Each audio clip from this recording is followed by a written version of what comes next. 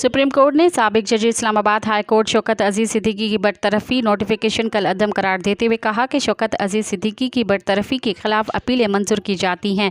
शौकत अजीज़ सिद्दीकी को रिटायर्ड जज की तमाम मुराआत दी जाएँ। केस ताख़िर से मुकर्रर होने की वजह से शौकत अजीज़ सिद्दीकी की उम्र 62 साल पूरी हो चुकी है। उम्र पूरी होने की वजह से शौकत अजीज़ सिद्दीकी को ओहदे पर बहाल नहीं किया जा सकता। शौकत सिद्दीकी हाई कोर्ट से रिटायर्ड जज होंगे। चीफ जस्टिस काजी फ़ाइज़ ईसा की सरबराही में justice Aminuddin, justice Jamal Mandokhail, justice Hasan Azhar Rizvi और जस्टिस इरफान सआदत पर मुश्तमिल 5 रुकनी लॉजर बेंच ने 23 सफ़ात पर महफूज शुदा फ़ैसला जारी कर दिया।